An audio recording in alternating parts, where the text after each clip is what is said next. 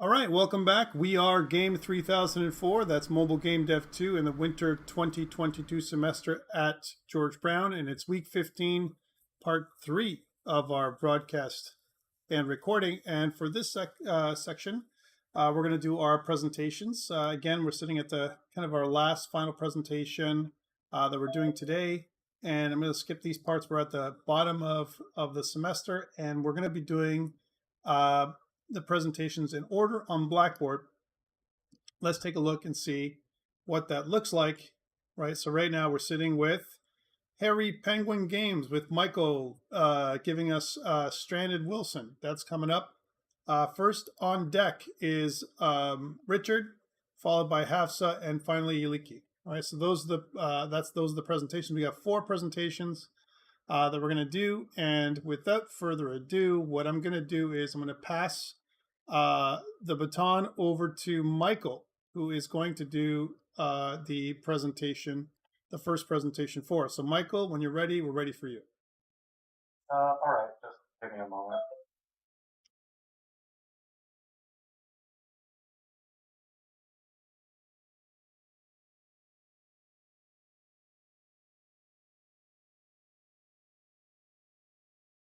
So we're just going to wait for Michael for 1 sec, and then we'll get going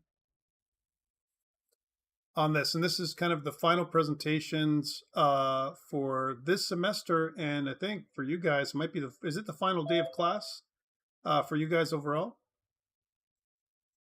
Am I right in saying that?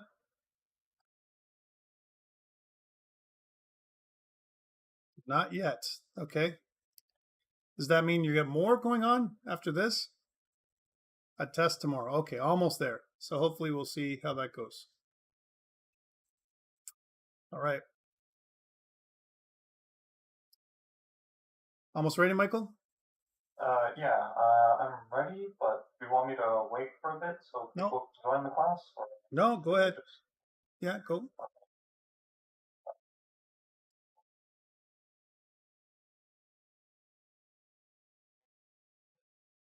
You share your screen, that little button on the left, there's a little checkbox in the bottom left corner. Make sure you check that for sound, or else you won't have any sound. And that goes for everybody. You see, it's kind of when you click share screen, which is the big green button in the middle of your bottom left corner. And then share sound. That's it. Yeah. Do I have to select the browser, or can I share my entire screen and the sound will play? I recommend your entire screen. It's probably the easiest way to do it. Okay. Awesome. Okay, take it away whenever you're ready. Yeah, sure. So, hello, my name is Michael, and this is Harry Penguin Games, and our game, Stranded Wilson. So I'll start with introducing the team.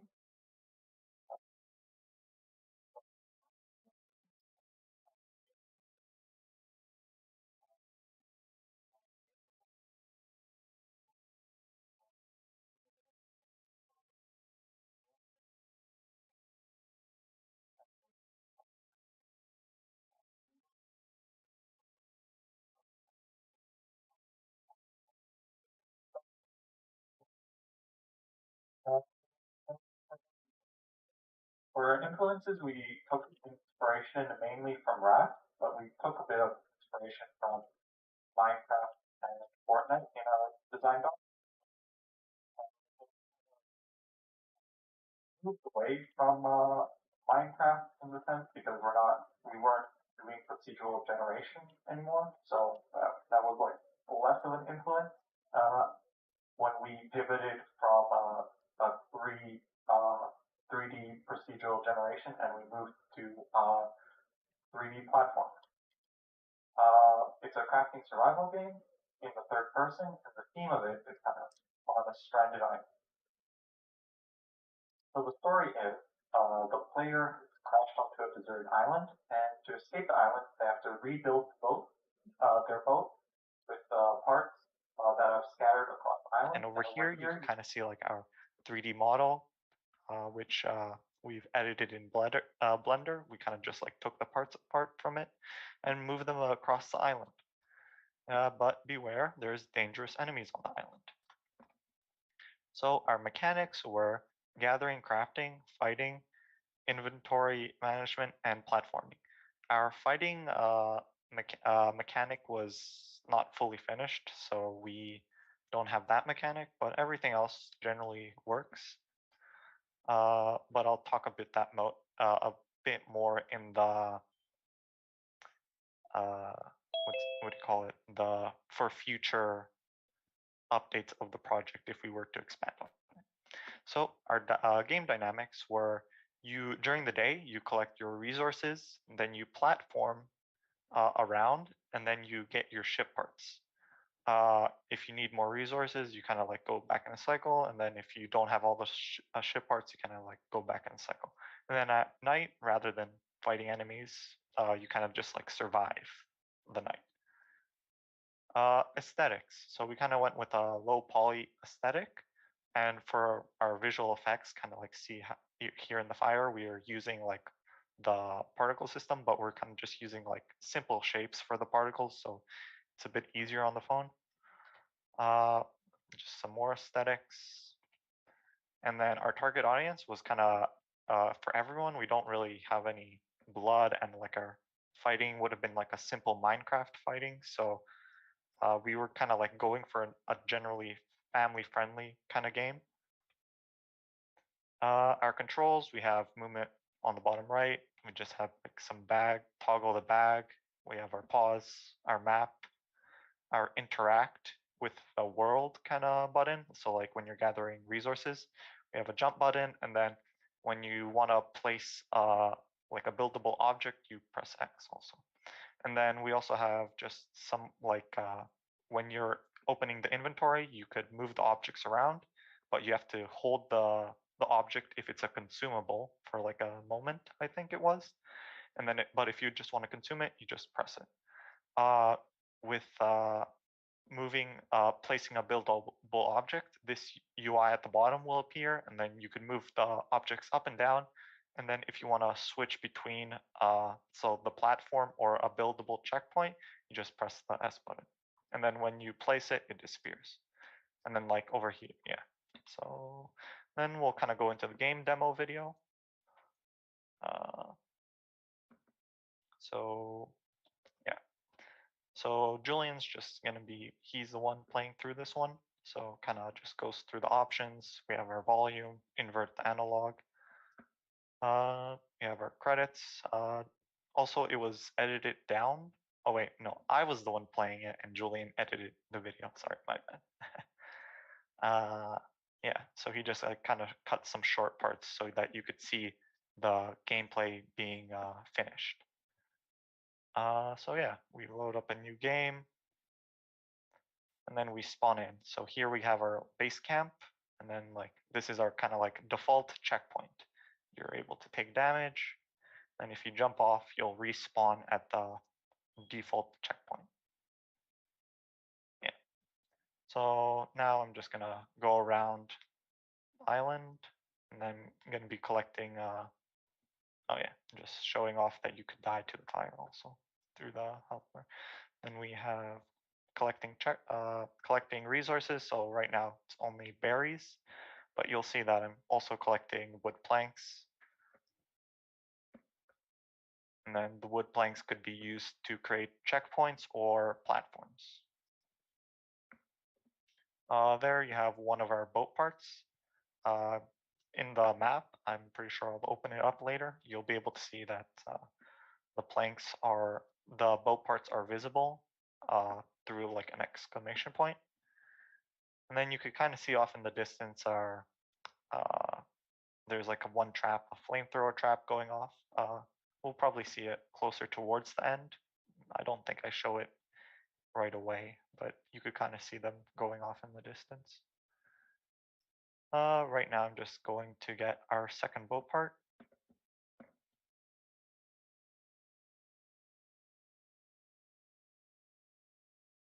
And just platforming. And you got to be careful over here. There's a rock that will kill you or respawn you.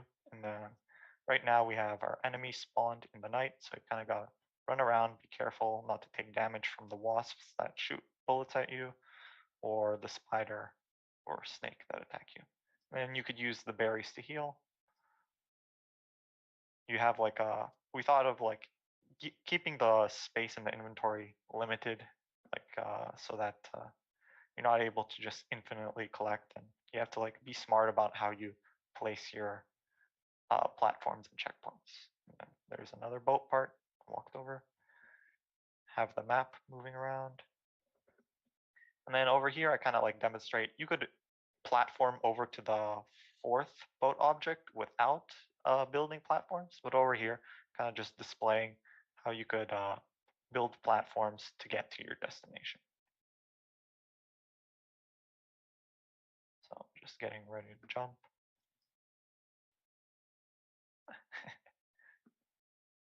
Yeah, and then I respawn over there. Just making it easier to platform.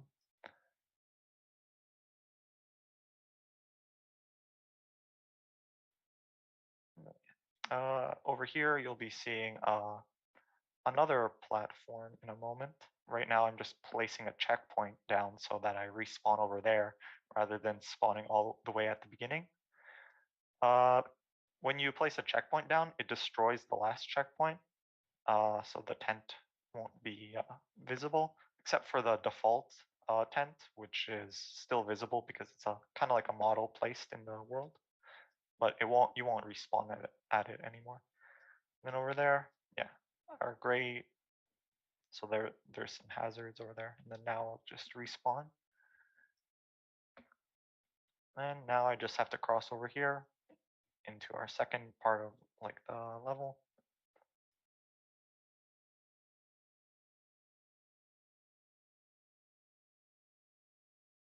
And then yeah, you could toggle to move up and down the platforms.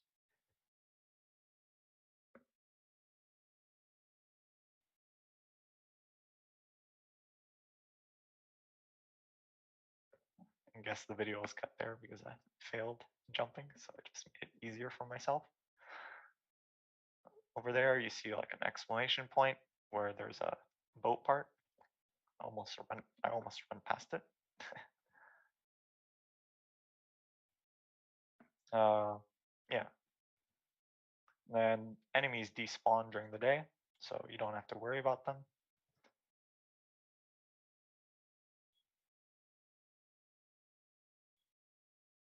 And then over here, we're coming up to the final section. And then I just place a checkpoint, so I respawn in this area. Over here, we have another boulder you gotta watch out. And then you got a flamethrower over there. And we have our third platform, the moving platform.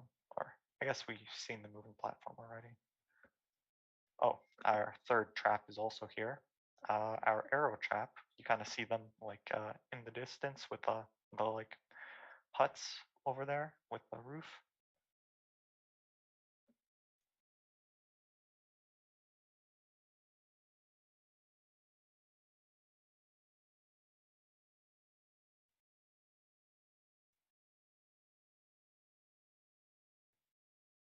And yeah, over here, take damage if you stay inside of it. So be careful.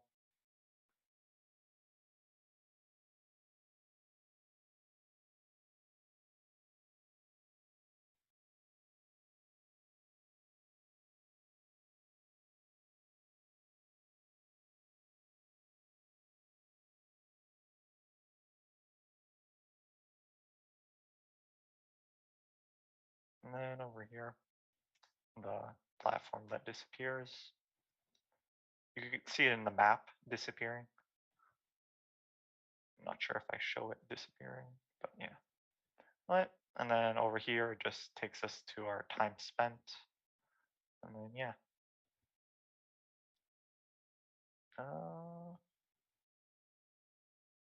Yeah, I think I show saving and loading also.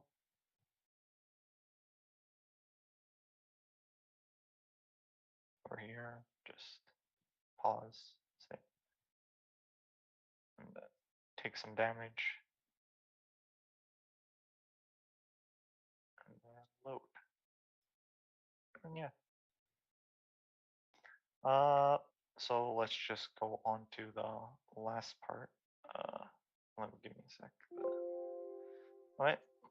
So the last part of the lessons learned. So one thing we kind of learned from this project was having a more unified coding style would have helped a lot, because we were kind of like going through each other's code, and like sometimes it was a bit hard to understand certain aspects. So that was like one thing we kind of noticed when trying to like during our post-mortem. Another one is define the tasks in the task goals like earlier in the project. Well, we did like define like, oh, we wanted the inventory and we wanted the like battle mechanics and like the resource collecting. We didn't kind of like go in depth and break down the tasks more like into smaller things that would kind of like make it easier to understand like how the timeline would have gone for the project. So that would have been like one thing really useful to do. And then with our project, the organization of the project for inside Unity, the files were a bit messy. So it would have been we should have probably had it cleaned so that and like gotten rid of useless assets from the beginning. So it was like a bit bloated and a bit hard to find certain things. So just like keep it more organized is another thing. And then for future possibilities, if we continued working on the project, we would expand the crafting system. So instead of like the swap button, like a panel would appear and then you're able to press what you want to craft and stuff like that. And then make the enemy AI better, kind of like expand upon it, like add more states to it to make it a bit more unique fighting them. And then the last one is adding combat. And yeah, so that's it. Thanks for watching. Any questions?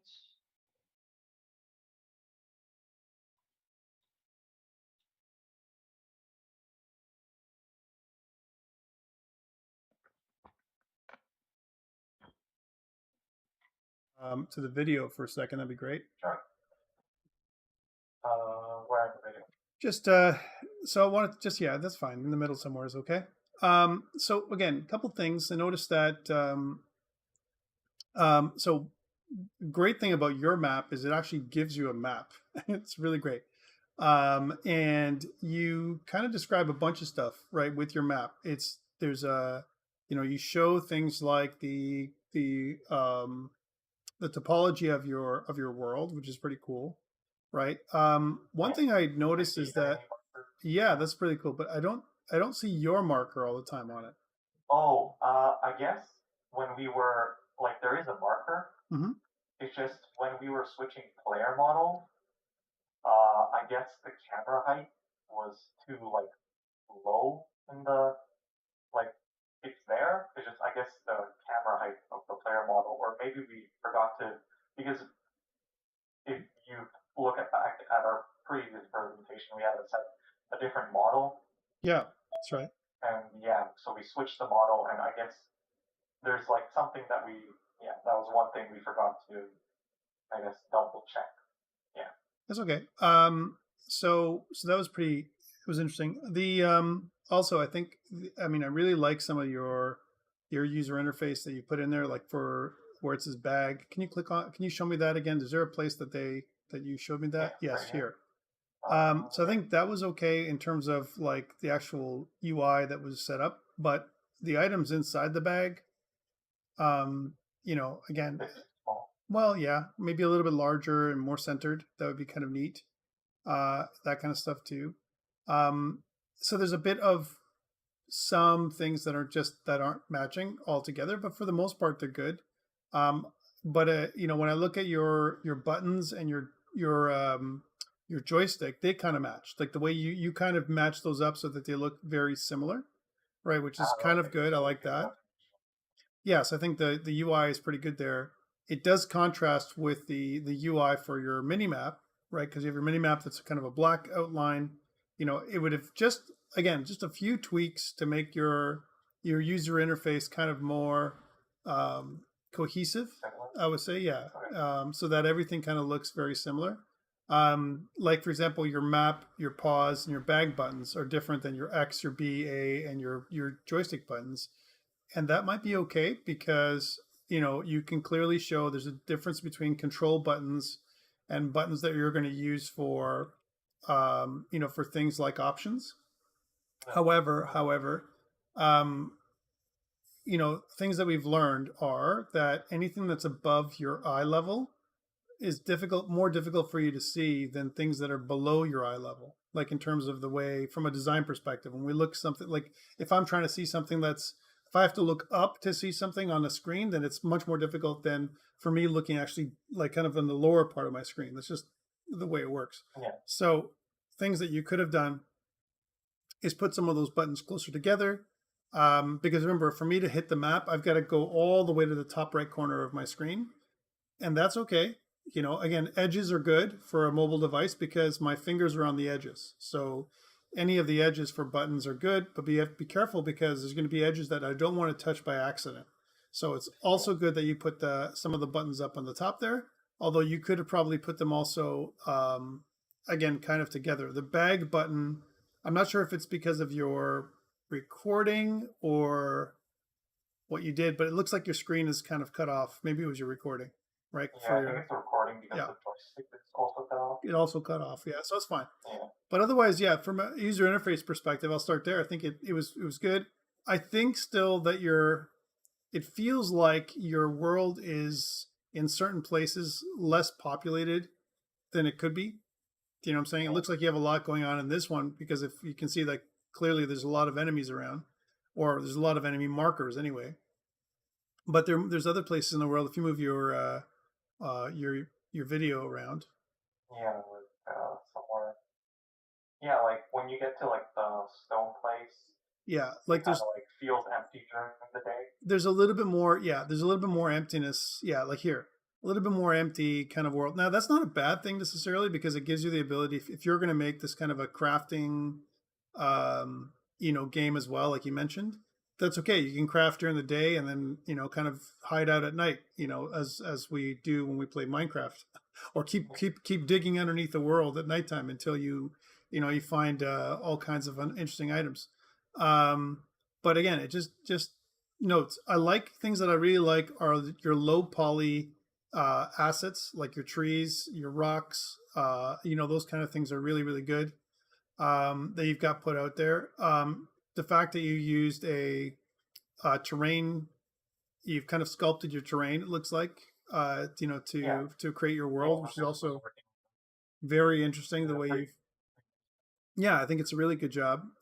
Things that could have used a little bit more work is things like more of the texturing for some areas around the terrain to make it more differentiated. Like some areas that might have a different texture. For example, the base of the mountains compared to the mountains themselves, and a bunch of stuff. But that's just like artistic stuff that you could. It's really down to your aesthetics if you want that or not, right? So, but otherwise, I think it leaps and bounds outside of what you did during your mid-semester checkpoint. I think there's a lot of stuff that you added in from then, so it's really good.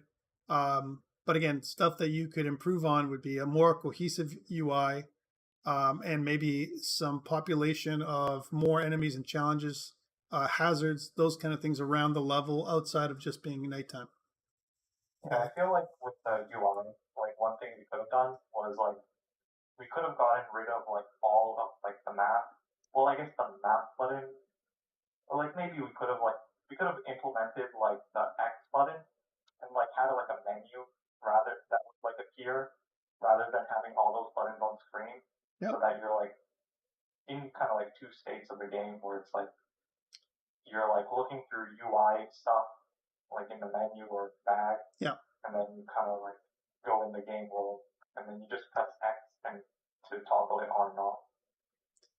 Yeah, I think it's a good idea. Like a radial menu is also very interesting. People have done that. They've implemented those kind of things before. And so anything like that to make it, so again, it differentiates your game, it cleans up your UI, and also does things like your, for example, your health bar is important because that's how much damage you've taken. But again, you can have other requirements like food and water and those kind of things as well if you wanted to make it more of a survival type game, right? So anything that you need to see should be visible. Anything that is optional, it's maybe there's ways of hiding some of that information until you actually need it, right? So cleaning So up. yeah, maybe like Exactly. You don't care about that because you're full health, or even if you're, you know, up into the 3/4 health as an example. But once you get into like a yellow area of health, where you need to start thinking about it, that's when it turns on, kind of thing. It's really up to you how you manage it, but it's again, I think part of it is if you take a look at the screen that you've got going on right now and just look at your user interface that you have, it's there's stuff. It's taking up visible area on your screen. And I think this is just one of those learnings. Okay, so that's one question I have for you. The other one is mobile development. You've been doing it now for a couple of semesters, one with 2D and one with 3D. What's your feeling on that? And that it could be directed at you and your team as well. They can speak up as well on this one. What are your thoughts around mobile development and mobile game development specifically? one thing like the team did talk about was like with the visual effects, like it would be really like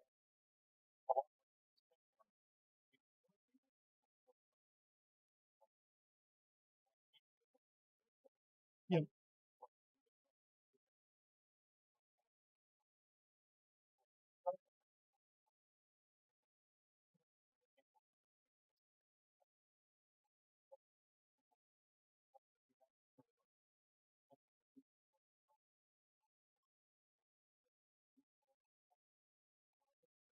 Yeah.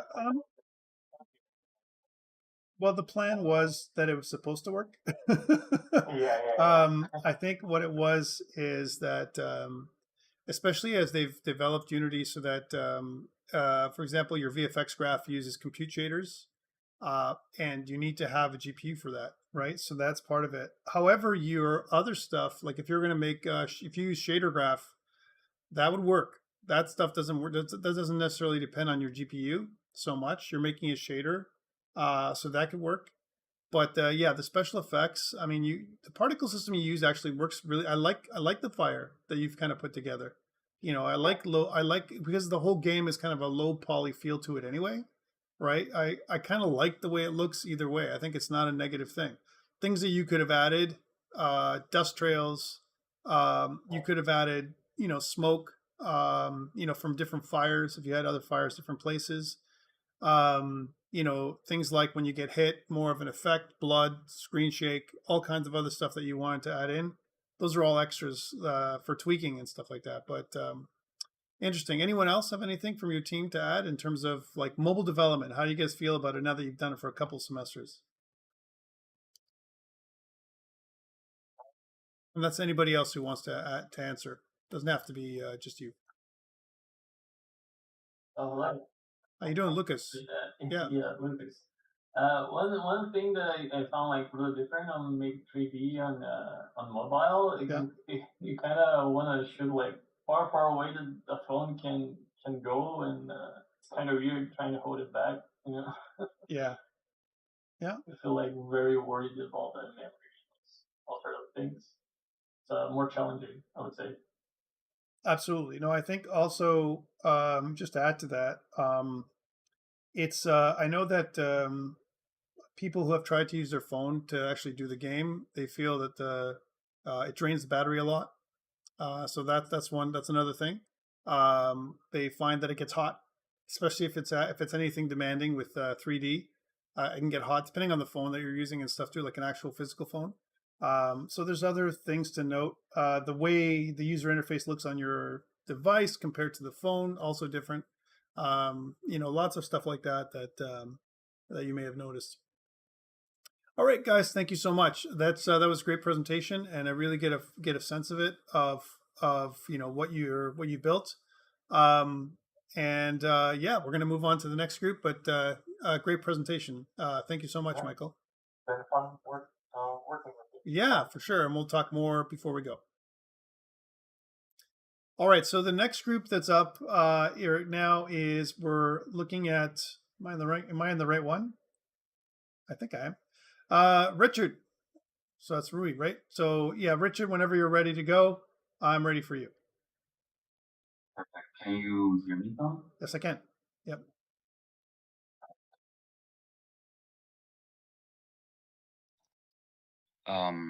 Okay, so we are the Leftist Syndicates, and today we're presenting a video for the final release.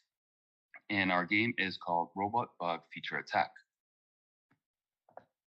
So here are our members. We have Andrew, who's the lead software engineer, George, the audio engineer, Juan, the game designer, Kyle, the gameplay programmer, and myself, the producer. Now, our influences are based on mainly based on these three games: the Metroid Prime Hunters, Nobody Saves the World, and Just Cause 2. In a little bit, we'll see that there are quite a few similarities between our games and our influences. So, a little overview of our game. It's mostly low poly, 3D platformer shooter. Involves a third-person camera angle or point of view. A battle between a tech advanced, which is the player, a robot, and a magic advanced civilization. So basically, you have the magic bugs or the wizards. The player needs to navigate through the map in order to infiltrate the castle and reach the goal. Our map, in my opinion, is quite detailed and expensive, especially considering it's a mobile game. Now, a little bit of the story is that the player spawn in a new dimension, not from the one where the player or the robot came from. Obviously, these two worlds are different. The robot arrives in a world full of magic instead of technology. This robot or the hero arrives in this dimension, which is riddled with destructive wizards who are seeking to consume everything from their castle. The player will destroy all of these spawns in order to cleanse the evil and quench his thirst for righteousness. Now, continue our story, just a little bit of tutorial is that the player starts on the dimensional gates. Then the player needs to locate the key to the castle, otherwise, obviously, he or she will be locked out. Then find the castle entrance. Not really that hard since, well, the entrance is huge. Then navigate through it. As you can see here, we have quite a few special platforms. Locate the exit of the castle, and then find the portal in the church. We'll see later that from this point to the church, there are also other kinds of hazards and stuff like that. Once you go through the portal in the church, you'll need to locate the end portal, which will take the player to fight the final boss. Now, from our last demo, which is the checkpoints, we added a few things. For example, boss, who is a requirement if the player wants to finish and complete the game. The checklord, obviously not harmful, but we are going to expand that possibly for future, improvements after this semester is done. For our mechanics, we have shoot and aim. Of course, as you can see here, we have a comparison between the Just Cause and our game. We also have run, jump, as well as a jump boost. So this thing that the player is carrying will have kind of like a jetpack effects and push fire out of it, as well as a AoE, a very powerful blast attack. Actually, Juan will be demoing it in the video that we'll be seeing very soon. Also, item consumptions. For the dynamics, one thing is, of course, since this is a shooter game, the player must be able to master the skill of shooting. But since this is also a mobile game, ours involves multi-touch inputs, so up to 3 fingers at a time. For example, one is actually more specific detail is your left thumb will be used to control the robot's movement. Your right thumb will be used to control the aim, but you'll need an extra finger in order to actually let the player, shoot. After that, the player needs the skill of pathfinding because as of now, since there are no waypoints, which is one other thing we want to add for future expansion, is that the player needs to kind of find out where to go.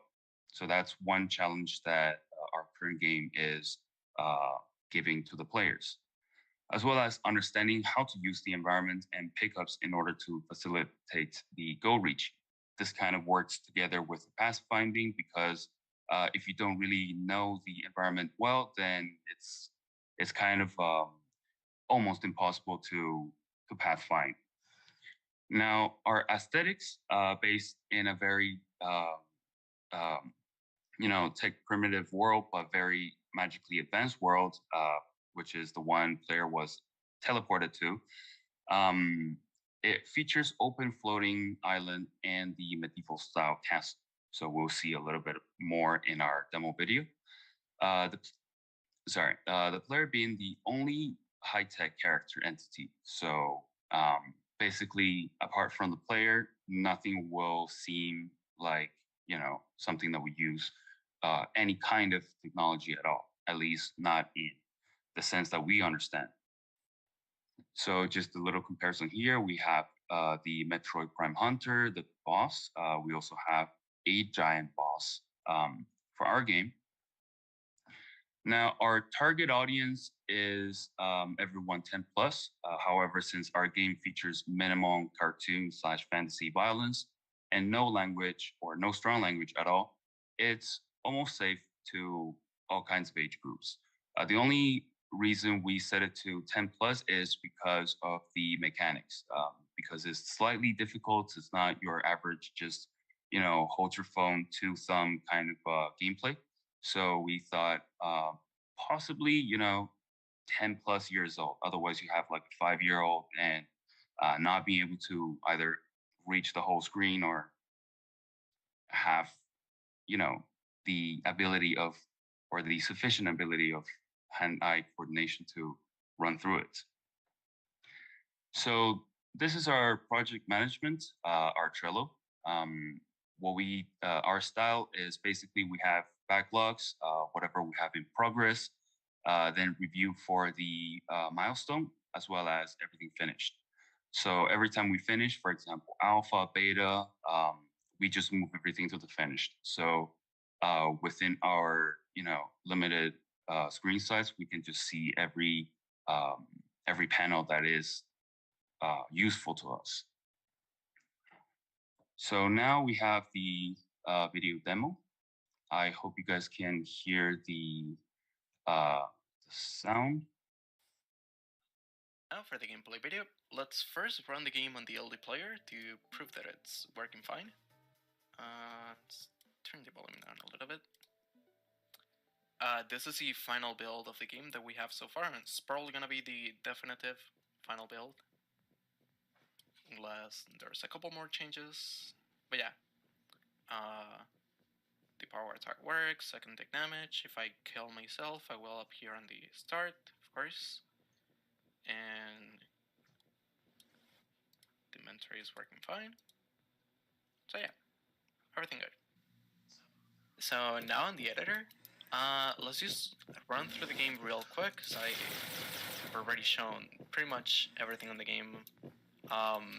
There's just a couple of new things, like for the special attack, now it has a cooldown, so it will not queue up anymore and do a weird double jump animation whenever it's not asked to do so. But yeah, most of the other changes are just changes to the map and then the new added teleporters, which take us to the new areas of the map, so I will be just speeding through it and then yeah.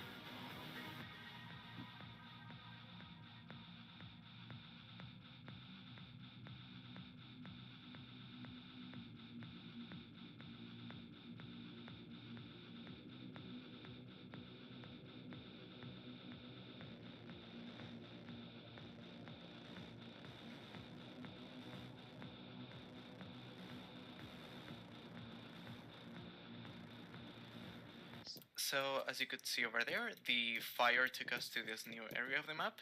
The fire in the cemetery, I mean. And then if we take this fire on this side, we will go into the final area, the boss fight. It's not really complicated. It's pretty much the same as the other wizards. It does have a lot of extra health and more points for the player whenever we kill him, of course. But yeah, the end is not very special.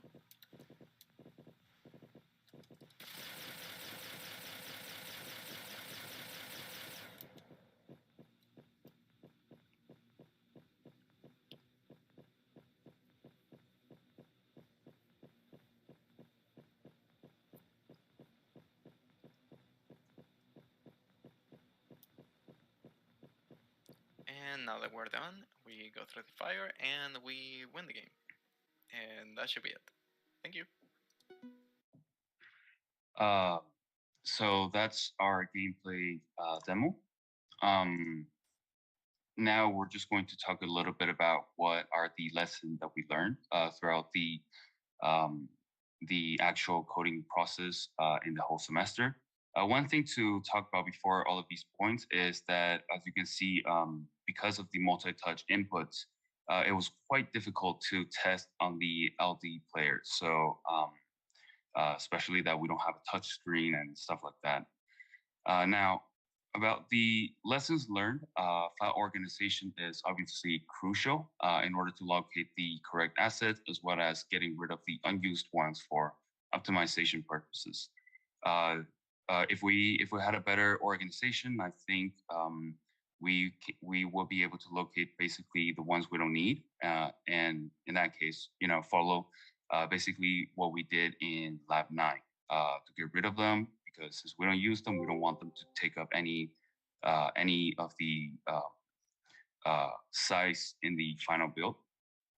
A plan to make sure individual coding styles are compatible with each other's, especially for cross-task features, if one person's system depends on the others. This is kind of a point that Michael, the previous presenter, also brought up. Since we are all coding and not just following the roles responsibility, it was kind of difficult to basically implement, let's say, the health pickup to the player's health system. Because, for example, in our case, we were using an interface, and to actually get the health working, we had to basically go through the other person's code in order to first understand it and know what everything does, and then apply the adding health, or actually also the ammo. As well as keeping in mind the limitations of the game platforms, as well as available testing tools. This is something we just talked about, which is basically the LD player just being a simulator for the computer or on the computer is a little bit more difficult, especially for touchscreen. And one sad part is we don't really have an Android device to run the Android build. So that was something that that was a little bit more challenging in terms of game or the play testing, or checking and seeing like how the performance is doing on our actual phone. One more thing about this point is that originally we kind of thought about it as a computer game, since the other ones were either on console or on. So we didn't how do you say it? Put too much performance intakes at the beginning of our or at the start of our projects. So at one point, we actually Andrew had to create a separate scene, which is basically the same map, but just using lower poly with lower poly counts objects. Otherwise, it was taking a lot of resources. And personally, my computer was not even able to run it with the profiler open. It just crashes. So that was something very interesting to encounter in our performance profiling task. But overall, working as a team or instead of individually provided a much wider picture to the game as a whole, from the aesthetics point of view to the programming formats point of view and beyond. This is very interesting because I was able to learn a lot from other people's codes and not able to produce anything as majestic as our current map. I'm sure our teammates would say something similar. Now, for the future possibilities, obviously we're thinking about enemy expansions, behaviors, and types. So we can have things more than just wizards shooting lasers or magic stuff at you, or the bugs following. So maybe make the enemy more complex, expand stories and missions so that we can have maybe side missions instead of our only the main mission to go through, defeat the boss, and exit that level. As well as procedural map generation. Since this is just one of our level, it was very, very computationally expensive, especially without lowering the poly counts. So maybe procedural map generation could work much better in terms of performance, as well as more levels. Expand the player's abilities or implement allies. This is where we were thinking maybe the Chick Lord or like little chickens, or maybe adding even more kinds of allies. Like I was discussing this with the designer. It would have been cool if we also add things like allies, like little swarms of little robots. But given that we have very limited amount of time, it was kind of difficult to implement that during the semester. But definitely a very cool future possibility to do, as well as more player and NPC interactions. For example, if we want, we can have some kind of NPC to give you the side missions that we talked about in the expand histories and missions bullet points, or kind of like, oh, hey, dude, you should go here in order to access a goal, or reveal where the player should go next. Achievements, as of current, we don't have achievements, but it would be cool to just demonstrate to the player what kind of thing he or she has achieved while playing this game, and possibly challenge the player to do more. Finally, I think more detailed UIs, for example, also adding waypoints or objects of interest, might make the whole gameplay experience a little bit less, possibly a little bit less confusing. But given what we have right now, I think with the size of our map, I think it's good. But if we're going to expand, add more levels, and have procedural map generation, then definitely waypoints, objects of interest will be helpful to guide the player to where he or she needs to go next. So that is our presentation. Thank you for watching. Any questions? Well, maybe not questions, but definitely comments. Mm-hmm. All right. So, wow, that's crazy, the stuff that you've got in there, and there's so much detail. If you can back up to your video for a second, the gameplay. Yes. I'm honestly, there's some really great parts on it, and like there's so much detail that you guys added in here. So can you go back to that, just kind of you've got different colors in your scene. So you got this kind of like lighting. If just pause there for a second. So very interesting lighting for your game. It gives you this night feel to it and everything else. The way you've highlighted everything, I guess, and I'm not going to even say it's completely low poly, because there's areas in there that some shader effects and some fire and glow and all that stuff you got in there that's pretty good. So it performs fairly well, it looks like, on your LD player. You picked some really great models. Like, did you? And I'm guessing you got most of them from the asset store, yes? Yes. Especially the robots, the wizard, Yeah. bug. Yeah. Yeah, we worked use anything like that on our stuff. No, I think there's a lot there. The user interface items that you've got in there as well. Some interesting choices that you made for your buttons. Again, fairly consistent in terms of the way they look on the bottom. A little different for the I button, but again, maybe you want to highlight that because it's information. I might have changed the the position of it a little bit, but only because of where it kind of floats in the middle of the screen right there. Not sure that I would have it there exactly, but overall, when I look at your user interface when I just look at this like screenshot you got here, it looks pretty good. A little cluttered, but then again, we're playing mobile, so it's one of those things. You've got a lot of the elements that were conventions that we've seen in other games as well. Like for example, your ammo at the bottom right corner. I like the placement of your mini map. I think it's good, which is kind of diametrically opposed with some of your buttons that you have on the right side. So it's kind of a good balance. I know that Kyle did some work on the user interface as well, if I'm not wrong. Yes.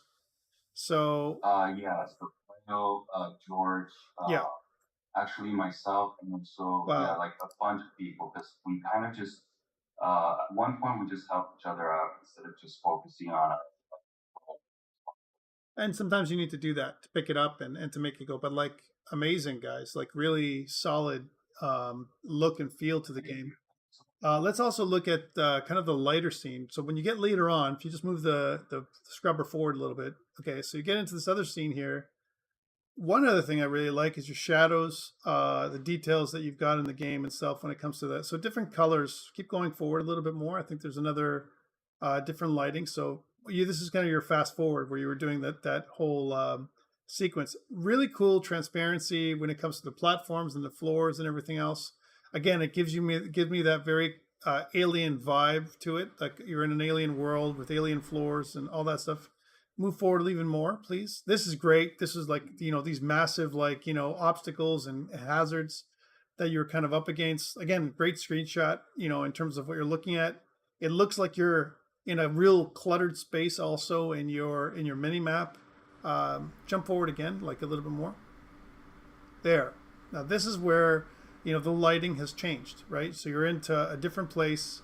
Maybe it's the reflections of your terrain or whatever, but it's just another area. You can tell there's just another area. So things that I would say, and these are all the great things that you've done in terms of layout, design, level. Like you guys are very talented the way that you put things together, truly. Like you've got some really great elements here. Things that I probably would change and add. Okay, so I would do stuff like this. Is probably more interactive enemies, and I think you kind of mentioned some of that. More intelligent enemies when they come at you. Different animations. I might like some of the bugs are okay, but I might make them more difficult to kill. Where they jump out of the way when you fire a weapon.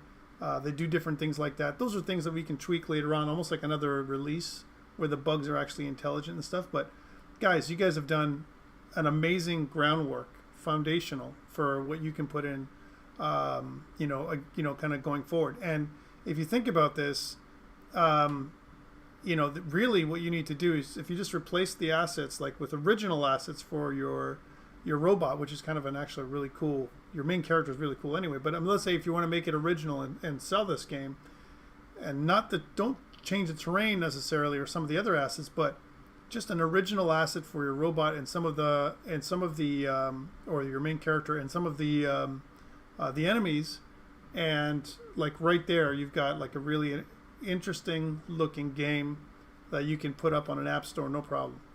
Okay, it's very cool, and the fact that it's a first person or third person shooter, and that it's got really great stuff. When you went into like turbo mode to get us there, I was like, is that dynamic music? I was gonna get spoiled. I was like, oh my god, they've got dynamic music too. But you're like, no, we're fast forwarding. You're I was like, that would have been awesome. You know what I'm saying? If I saw more. But overall, guys, super awesome. I'm really happy with your production this semester. Just some great stuff. Can you show me your inventory one last time before we go? I think it was way at the beginning. This was even too. You know what? What else is really cool is even your option screen was animated, which was pretty cool. I was like, okay, that's No, like, yeah, that's it right there. Yeah. So again, it's kind of neat. I like how it popped up there and everything else. The position, how it overlays on top of everything else.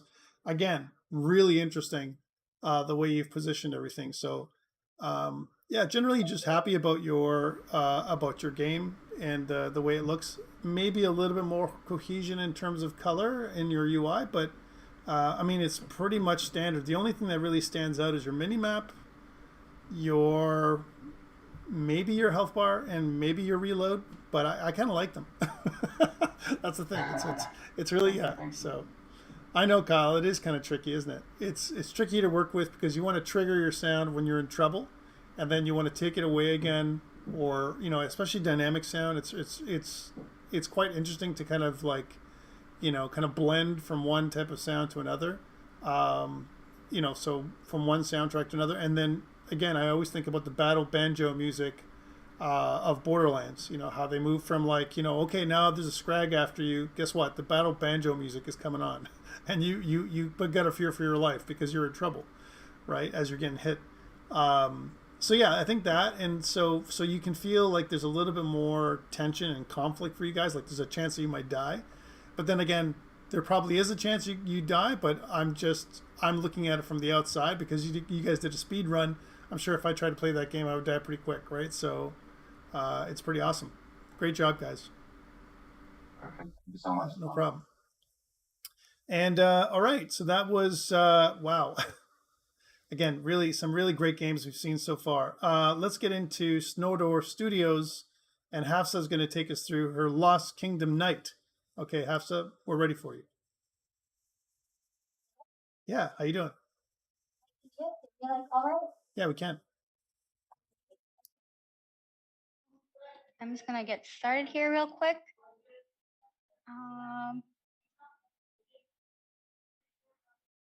Okay.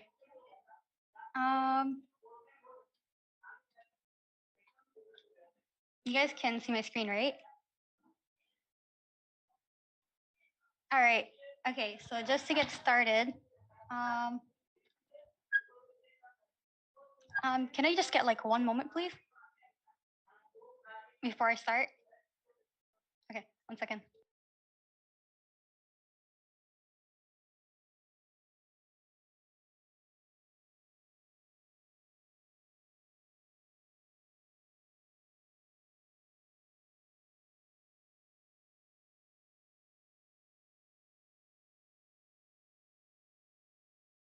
Hello? All right. So hello everyone, I am Hafsa and I'm going to be presenting on behalf of Snowdoor Studios, and we're going to be presenting our game, Lost Kingdom Night. So before I get into the game, I'm going to introduce our team. So I was the game producer of the team, and we have Serena as our lead software engineer. She was also in charge of like the tools programming and the UI programming, and also like gathering assets that we needed for the team. Next, we had Leanne, who was the audio engineer. She was also in charge of like the level design. Jack was our game designer as well as our gameplay programmer for like the enemy AIs. And then we had Omer, who was in charge of like the gameplay programming, but for like the main player, so anything related to the main player. He was in charge of like implementing that and adding that in. So moving on to like the game overview, our game is a 3D platformer runner. And for the genre, it's a fantasy action adventure game. For the target audience, we want to go for like more casual gamers. So anyone that picks up their phone and wants something like fun and easy to like play, they could play it. And for the target platform, we have like an Android, and we tested using LD Player. For our aesthetics, we went for like a low poly, and for our environment, it was like dark and gloomy. So for the influences and like the aesthetics that we went for, we pulled influences from like Dark Souls and Dark Forest. So as you can see for like Dark Souls, we wanted to kind of like add in the players, give the player like the ability to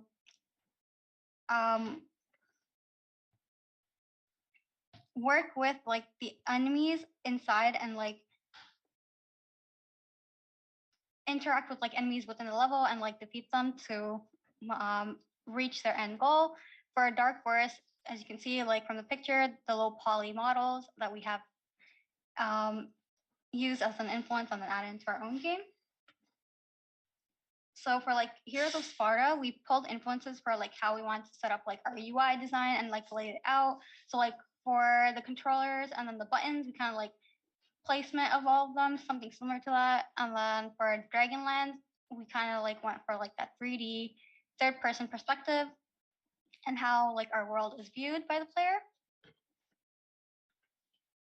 So for our game story, it's about a knight who wakes up in like a forest and they don't remember who they are or how they ended up there. So for their initial thought, it's like they hear a strange noise and they need to get away as fast as they can and try to find a way out of that forest.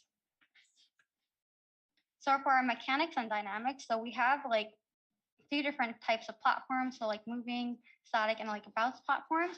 So I'll be showing that inside of the demo shortly.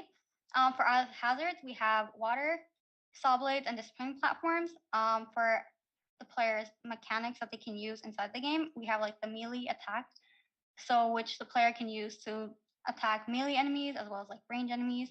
So for the range one, we also have like a fire magic ball attack. So they can use that to kind of like get away from enemies and then attack them from far away so they don't take too much damage. And for our like enemies, we have 3 different kinds. So we have like a bug one, a skeleton one, and a floating one-eyed one. And then for our boss enemy, it's a skeleton necromancer. So he's like our final enemy in the level, which the player would have to defeat in order to like win the game. So just to like demo the game, I will be doing a live demo for it. So if there are any interruptions, I am sorry in advance, but hopefully it goes well.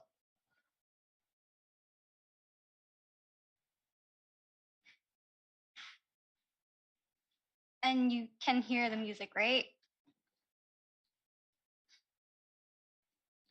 So for this, we start off with like our game. We have our main menu, we have our load game, our play game, our options menu, and our exit game. We also added in a credit scene, which the player can open up and see all the team members and what they have contributed for the game.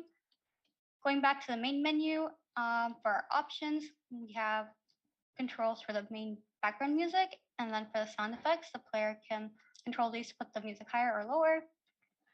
We also have a how to play scene, so this kind of like tells the player how they can move around in the level, use their attack abilities, and then explore the map in order to finish the level. Another thing inside of our controls game options is our controls. So for our mobile controls, we have movement joysticks for our camera and our player movement. So we have buttons for our magic attack, as well as like our normal melee attack.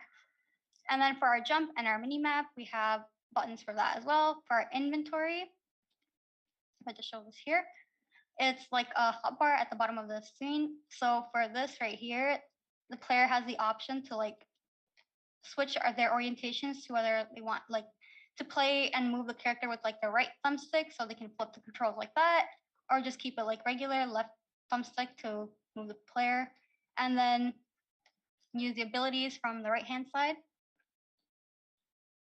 And then for this, I did already go ahead and then save the game at a specific location so I can like demo the load game and show that it works. So as you can see, like when I did load in, I already have like a score of 5 because I've got that from defeating an enemy, and I have taken some damage and I have lost some health, and I've also used our magic ability, which is controlled by this mana bar here. So if I don't have enough of mana, I won't be able to use a mana attack, so which is this button right here. So as you can see, I used a fireball ability and then our mana went down. And then for sword attack, we have this button, our joystick right here. And we also have an in-level button, which the player can actively press if they want to like change the orientation of the game inside the game.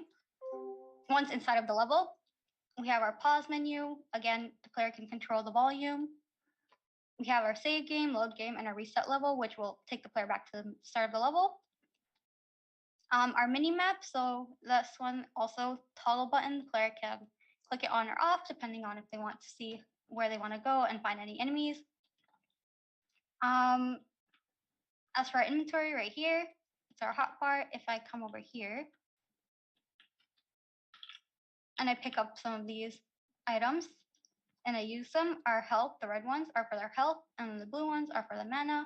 So you probably could tell that it went up kind of a little bit. So we want to kind of like give the player the option to like attack enemies and earn more mana that way. So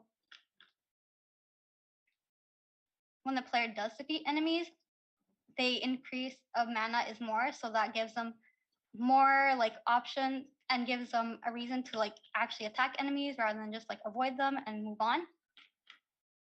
Also for like our checkpoints, I'm just going to show that here. It's like our campsite right here. So when it's not active, the fire particles won't be playing, but once it does get activated, the player can tell that this has already been activated, and then they will, once they load in again, they will go back there, or when they die, they will go back to the last checkpoint that was activated, or if they save the game manually and then load back in, wherever they last saved, they would get loaded back in. So for one of our hazards, we have like our saw blades right here. So they also do like damage to the player. And once enough damage is done, the player will eventually die. And then as you can see for like our melee range, like small enemy right here, the skeleton, once the player gets in range with them, they will chase them until, obviously, and then they will do damage, and then they will keep attacking the player until they leave the range. For one of our other enemies, we have a bug enemy right there. So for this one, also again, when the player comes in sight of the enemy or like within their range of what they're looking at, it will turn to the player, do a charge attack on them, and these ones do a lot of damage to the player. So I will be avoiding this because I want to demo in the boss stage as well before showing the intro. So we also have like the range enemy. Again, when the player comes in sight, they do a range attack. And for these ones, you kind of want to use a range attack on them to defeat them, as they are low health, but they have a more wider range on how they can attack the player. So again, just to demo the checkpoint here. So right now it's not active. Once I do activate it, the particle systems start playing. And then there was a sound cue on this specific checkpoint, which opened up the portal right here. So this will take us to our boss stage. And again, it's like guarded by hazards, so that it makes it harder for the player to like move on forward. And if they do, they would die, and then they could restart the level, and they would take them back to the start of the level. To save time for me going through this, I will just quickly demo how we have like the transition between like the player scene and the boss stage. So just to quickly show that.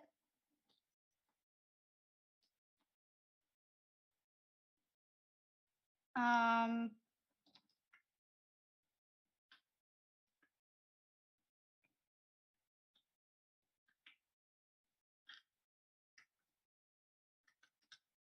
also like some of our disappearing platforms right here, another hazard, and then the death plane.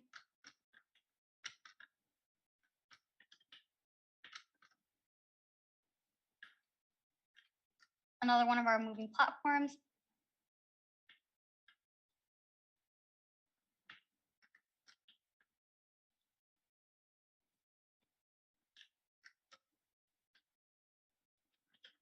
And this one here is our bounce platform. So this will keep playing, making the player bounce higher until they jump off of it and go forward.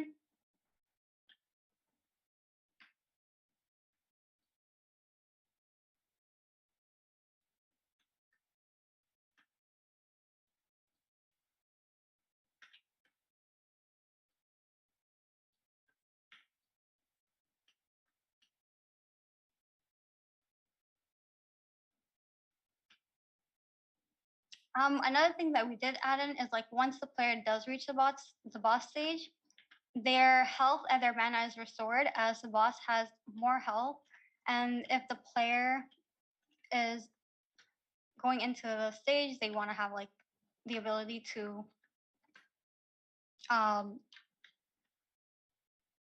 be able to have the ability to like win the game and also like interact with like the player, the enemy. So once the player does like teleport from the portal, they will be taken to like the boss level. So from here, a checkpoint is also set so that the player can respawn if they do die. We also have like platforms set up here with health potions and mana potions. So then if the player needs to do more damage with like mana attacks, or like if they're losing health, they can go to one of these platforms or islands set up here and collect the potions.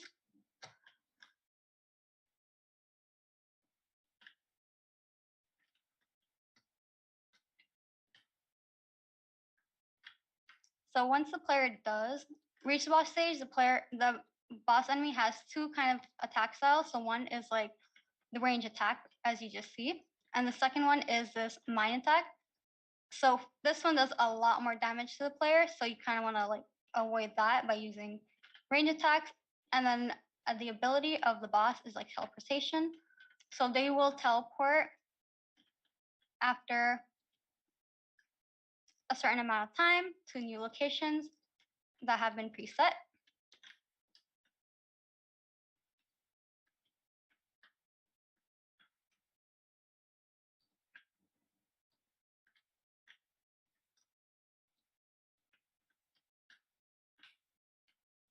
And then like once like the player does start like losing their health or their mana, they can obviously go to one of these platforms here, collect some mana, or like over there, collect some health potions so they can survive and then defeat the boss to win the game.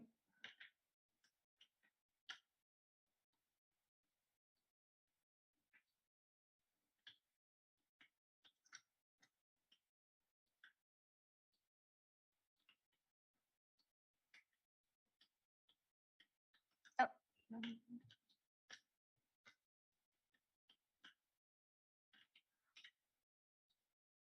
So when the player does win the game, they will get like the win game scene and then their final score of whatever they have gotten from defeating enemies. And then from there, the player can again go back to the main menu or restart the level.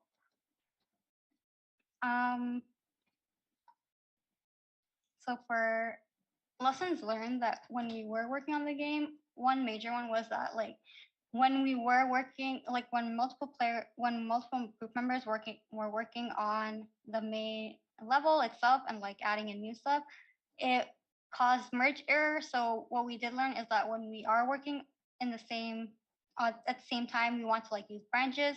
So like anything that major happens, we put it in a separate branch, and then once that's done, we can demo that, and then once all good to go, we can merge it in with like the main branch, causing like less conflict with like merging and all of that, so everyone can continue working rather than stopping and then figuring out what the cause of problem was and then fixing it and then going on to working on what they were tasked to do. Another thing is like set a coding style, because as mentioned by like previous presenters, we did have specific roles, but everyone was doing like multiple tasks here and there, trying to like get things done, helping one another out with like stuff that they got stuck on.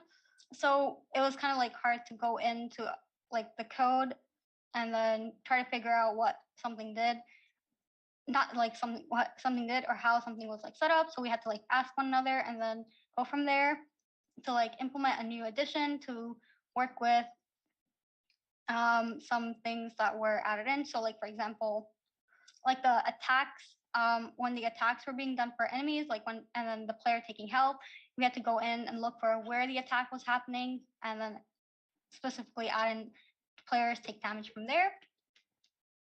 And then for future possibilities, we want to expand on the story, as like we did kind of like have a different story on how we want to work with it, but it did get changed later on. So we also do want to polish up on the gameplay, maybe add in some more different styles of attacking the player can do rather than just like the melee and the range. And also like for aesthetics wise, we want to like polish up and like add in some more effects, particle effects here and there, and possibly more sound effects for like dynamic sound effects. So when the player does win, it kind of like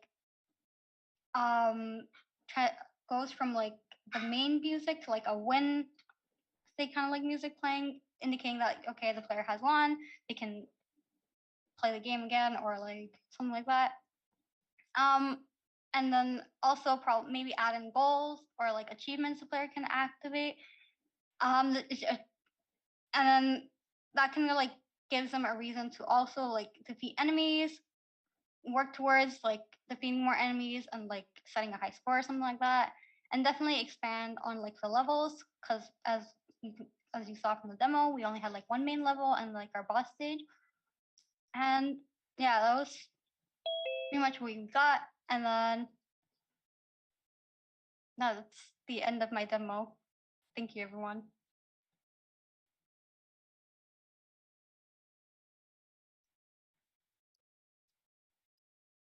Thank you very much for that. So a couple of questions I have. Again, we have some visitors, it looks like, from some of the other sections as well. Thank you guys for coming out. I really do appreciate that. And we also have Tam. Thank you, Tam, for joining us today as well. So a couple things I wanted to mention, which is I like a lot of the changes you made. All right, since the mid-semester checkpoint, I think there's definitely some additions and things. I still think, and I'm just questioning, why didn't you include a shadow, casting a shadow for the main character? Just curious, what was the reason for that? I don't think we thought about that in advance, because with like many of the other things going on with the project, we kind of like didn't really think too much into like the aesthetics of the game and like how we want to work on that. So kind of mostly focus on like the mechanics and the dynamics of it. So aesthetics was kind of like It was on the kind of, back of our mind. it was kind of by the wayside. Yeah, I mean, I think it all comes together. Like all of it works together, right? So you've got your dynamics and your mechanics, but your aesthetics are, it kind of makes what the game, it makes it so we want to play the game again, right? So to me, and so I think there's not a lot, like there's a little bit of tweaking you have to make in terms of positioning of your user interface. Let's talk about your user interface first. So user interface is okay. I think there's some areas that are probably a bit too big. I might hide some stuff that's not in use, like we talked about before in other teams. Like for example, your inventory, I might turn that off, and even some of the other things when I'm not using them. But I'm glad that you picked up the lantern. I think that was we had a light on your character before, and now when I was talking to Alex, because I was chatting with Alex about your game as we were watching it together. He's also watching it, so so it's interesting that you made some of those choices, that they came alive. Can you take me to the part of your game where when you're fighting the boss? Is that possible? The boss? Yeah. Yeah. So this is interesting. So we can see your boss way far in the distance. Is it possible that you can possibly hit them from where you are? No. So we did make a change for that, because before the platform that the boss was on was kind of like lower. Mm-hmm. And then when we were playtesting it, we kind of like figured out that okay, there needs to be like a change done to that, because standing from here when it was lower, we could have done damage just from standing here with the range attack by itself. So that's why we kind of like changed the way. Can you jump and shoot? No. So that's also another thing. So you have to like be grounded in order to shoot. Okay. I was just curious. When I saw that, I was like, okay. And then can you take me to like near the boss there? Like, could just take me right up there if you can. So again, mechanics wise, I still think your character kind of floats a little bit when he jumps. You do have air control, which is interesting. And water is also a tricky kind of environment to have, because it looks like it's hard to tell, at least from when you're casting, that it's water or it's some other kind of medium, right? It could be ice, like as far as we can see right now, right? So that's kind of the thing. Again, shadows are like super important. I find that between your boss and the other interesting creature that you have that looks like almost like a beholder from D&D, multiple tentacles and kind of like a single eye where they fire things at you.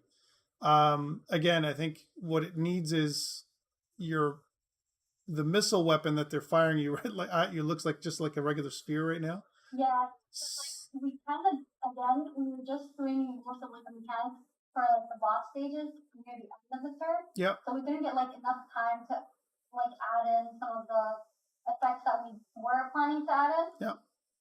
So in gameplay, did you think that the sphere was coming at you fast enough? Because to me, if it's the boss, it should be even faster. Because it's about the same speed as if I'm not wrong. Take me to the other enemy. Could you do that? The other enemies that you have in play. Is that possible? Because I feel like when you're confronting the other enemy as well, and I'm not sure what you call them or whatever, but right. Okay. So that monster there, it's very interesting. The way it looks. I like the asset that you got for it. I think it's neat. And we'll talk about the skeletons in a second, but let's go to that one. So again, way far away, you see their health bar, right? Yeah. And it's interesting. I'm not sure if I would include the health bar all the time. I think I might include it only when they get hit. And I'm just saying I'm not saying for you to make any change. Of course, no changes now. But both creatures are interesting. The way that the animation that is triggered for the enemy when they fire their sphere, again, looks like the same sphere. I would say that it's very interesting. I wouldn't mind if there were, just like you had particle effects around your fire, any kind of particle effects surrounding the sphere, or anything like that, like a fireball or something like that would be cool, and maybe something different like that, similar for your main, your main boss monster there. And these things are pretty scary. These bugs, they look very similar to what we saw in the last presentation, like those same kind of look. These guys actually move around, and they're what kind of AI did you use in terms of like your movement patterns, your patrols, that kind of thing? What were you doing there? And if you can't, yeah. So for that, I would suggest like if he wants to like explain that, because he did focus more on that. Yeah. Hello. How you doing? Yeah, good. So for the Yeah, I'm just curious about the patrol patterns and just in general, what patrol pattern did you use? Did you use a certain like navigation that you used? Are you using nav mesh? What are you doing for AI? for AI.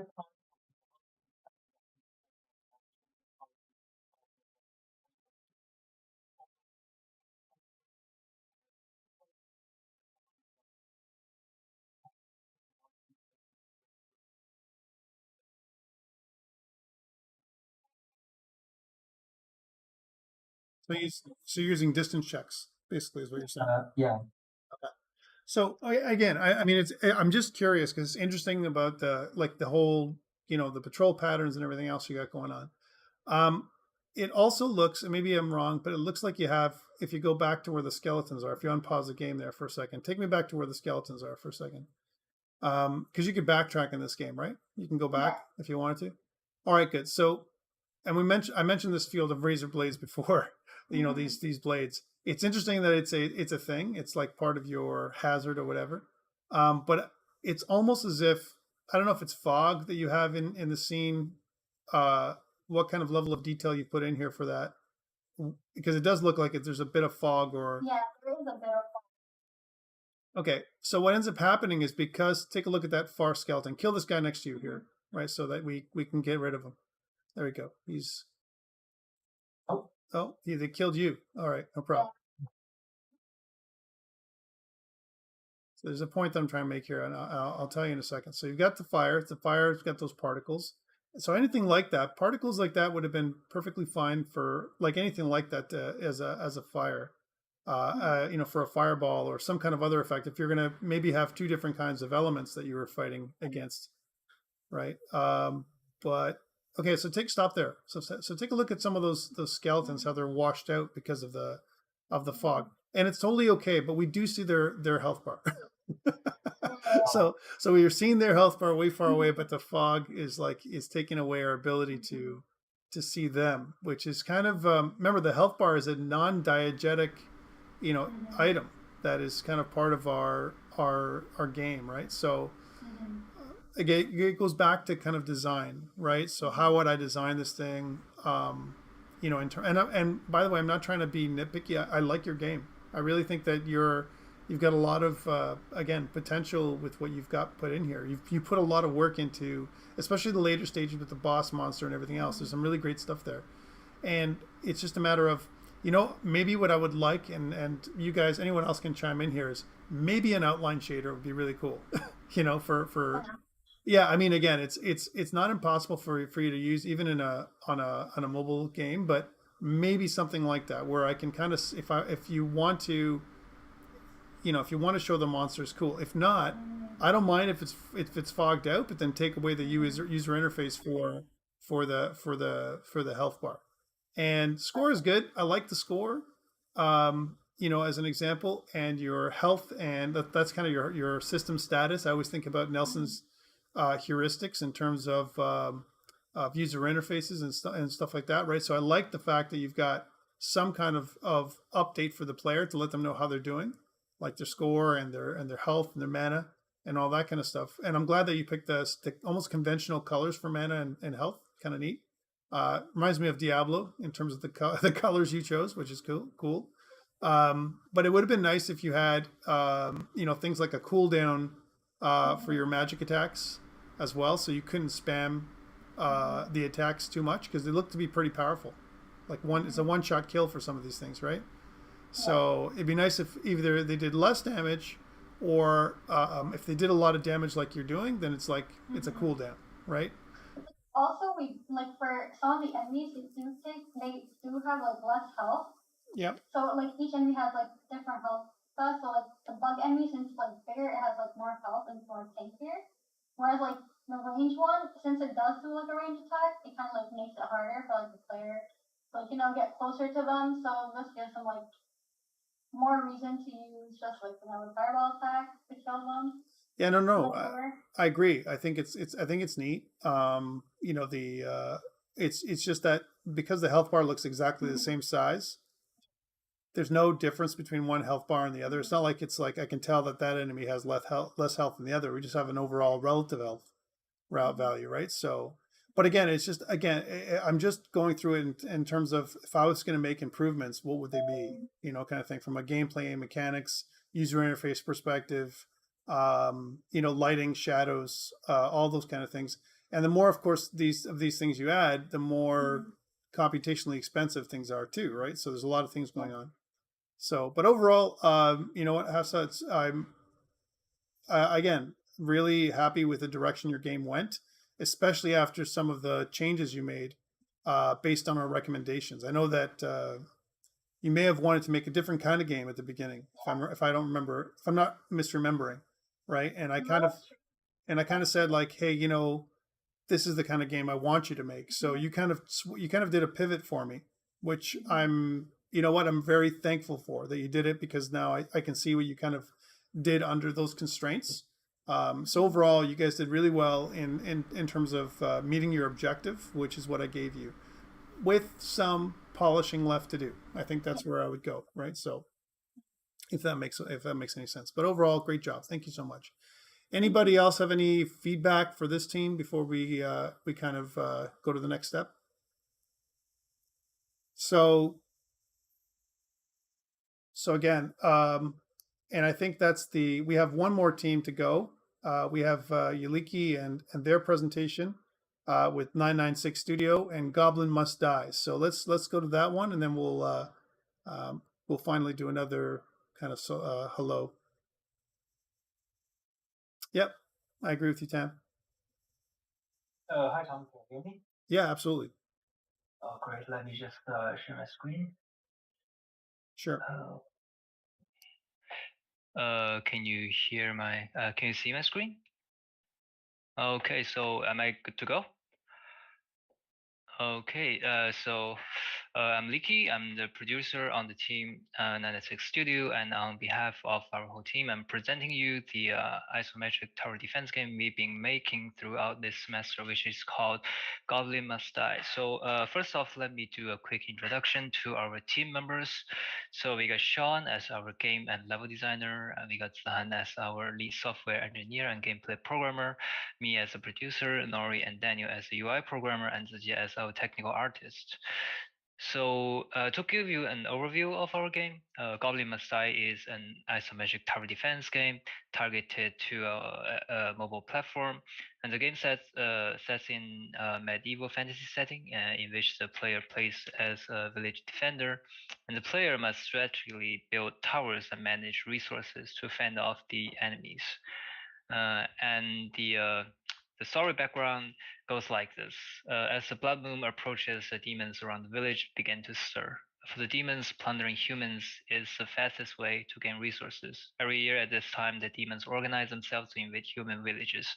You, the battle-hardened hero, will serve as the last line of defense against the invasion of the demons. So when it comes to influences, our game has been mainly influenced by 3 games, which are all tower defense games. So our in-game HUD and the UI interactions for building and selling and leveling of towers comes from Kingdom Rush. The core mechanic of our game, which is elemental reactions, which I will talk about in more details in next slide, comes from the theater mechanicus, which is a tower defense mode from the game Genshin Impact. And so the grid-based structure of our level design is influenced by Arknight. So when it comes to MDA of our game, so there are 2 core pillars to our game. So the first one is resource management. So the player has to gather resources from the pre-built resource towers, and they earn coins by defeating the enemies, and they can use the coins earned to purchase towers and leveling up the towers by spending resources. So the other the other pillar is elemental reactions. So currently our game features 4 elements, which are pyro, cryo, electro, and hydro. So for pyro and cryo, they have their own unique effects on enemies. So like pyro deals AoE damage and cryo slows enemy down. And for the elemental reaction, so we have created a reaction in between 2 different elements. So cryo and electro can be combined to cause a bigger explosion, which obviously takes more damage on the enemies, and cryo can be combined with hydro to freeze enemy in place for a few seconds. For the aesthetics of our game, we have mainly used this Mega Towers pack from the Unity Asset Store because we thought the cartoonish and vibrant color and this medieval fantasy style really fits the theme of our game, and it really gives our game a unified visual look. So for target audience, the primary audience of our game is targeted toward the age group of 10 to 16-year-olds who are interested in this genre. And this is because the vibrant color, the comic characters, and easy to grasp gameplay is most suited to the audience within this age demographic. And because this game contains mild fantasy violence, hence we consider giving it the E10 plus rating. So with this out of the way, let me do a gameplay demo to show you what it is. So we have gone to do an entire overhaul of our menus. So you can see we have changed the backgrounds, the fonts, the color and buttons, and we have also let me start over again. We have also add a whole bunch of fade in, fade out, and the UI animations to make the menu seem to be more responsive. So this is the introduction page, so which gives the player a synopsis of the story and also teaches the player the controls of the game, which is basically just clicking. So in the option, I can toggle the, I can turn up and down the music and the sound volume.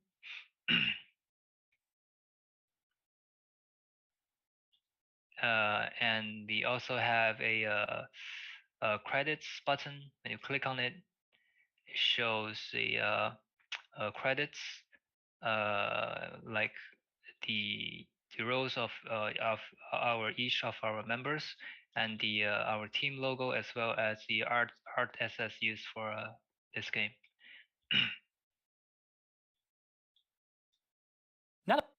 So when I click the start button, I'll be taken to the level selection screen. So for the sake of demonstration, we have unlocked all 3 levels, but when you actually play it, you can only start from the first level. And we have also created this dynamic level selection animation, which is inspired by Mario Odyssey. So let me start from the first level.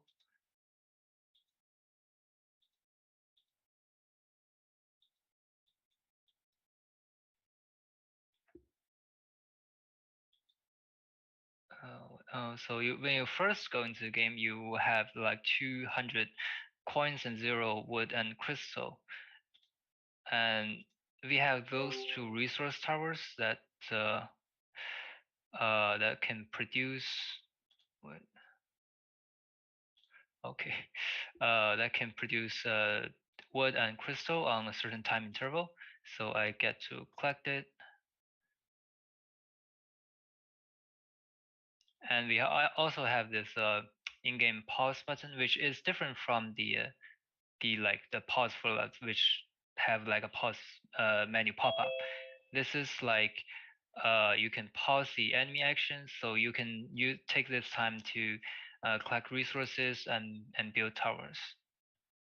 As you can see,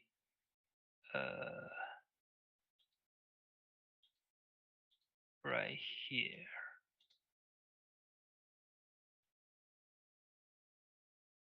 Yeah, when you click on those tiles, like there's a build menu comes up, and you can choose from those 6 towers to build.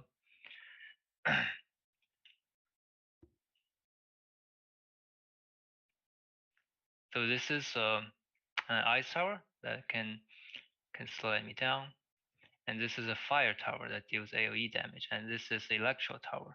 And I'm building this right here because it can be combined with the fire tower over here to create greater explosions.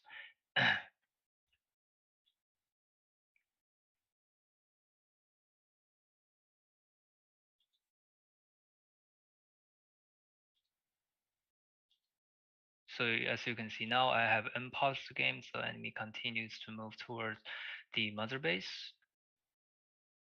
The goblin is the basic enemy type, which goes from point A to point B and just tries to rush the player's mother base. And as you can see just now, like when you click on each tower, it will show you its attack range.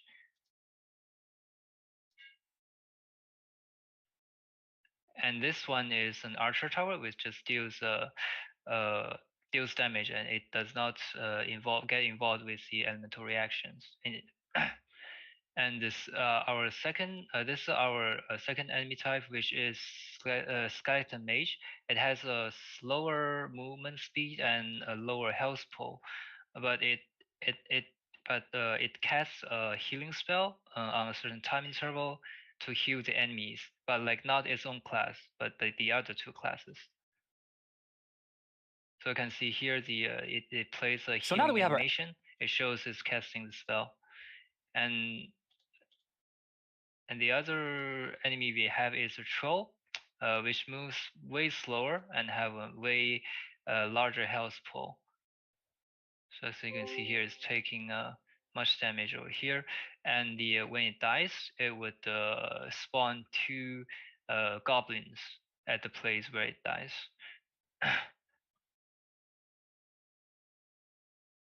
So to deal with this larger health pool, so I sold those thunder towers to create archer towers for its rapid firing speed. I will also upgrade them in order to deal with the troll enemy. You can see right here there are 2 goblins spawned from the place where the troll dies. I just have to deal with the rest of the goblins to win the game. So for the sake of time, I'll just jump to the final stage. So in this level, we really made this level to encourage the player to take most advantage of the elemental reactions. So as you can see here, there are 2 spawning points right from the left and right, and they will come together, and there's an intersection in between. So the player can build an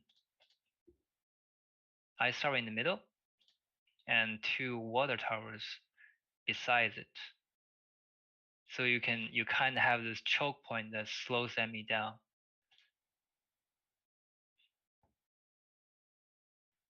So here I can build a fire tower and also 2 thunder towers to create greater explosions on each individual enemy path. So here I have 2 archer towers. So far on our which can eliminate any enemies that happens to slip through the crack.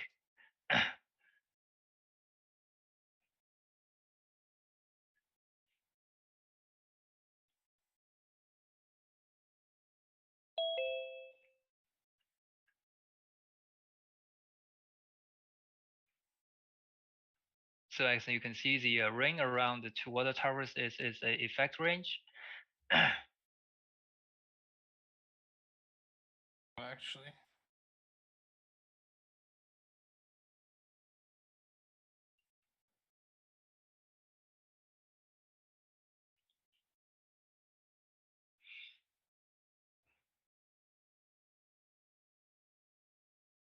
And you can see right now I have built a resource burst tower like here in the middle, and you can see its effect range. So any enemy dies within this range will grant the player with more currency, which is like more coins.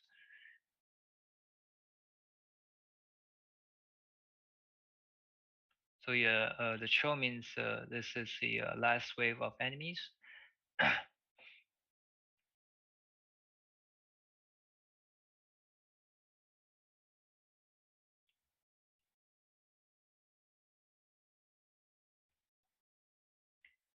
I'll just like fast forward to the end.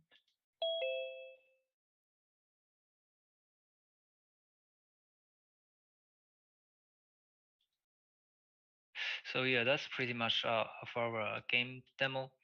So okay. So for the lessons learned, we got 2 main points. So the first one is we would like to have a more rigorous scheduling. So as a producer on the team, and as we all know, we have like several projects going on in this term. So it's kind of hard for me to really keep track of each individual's progression and to check in with them to and give them feedback. So because of that, it results in some features delay. And the other point is we didn't plan out the code structure for our game from the get-go. So and we haven't imposed a coding structure like across our team, so it results in like every team member have their own coding style, and resulting like every group member implementing a similar function in like all different ways, and as our code base grow larger, it makes our code like it produces like more redundant code. It makes our code like less readable and less expandable and less maintainable. And so we'd like to utilize proper design patterns to create reusable templates and more robust structures. So for future possibilities, so our goal for this project is to have a piece to showcase in our portfolio. So we think the current state of our game really gives us a solid foundation to expand upon.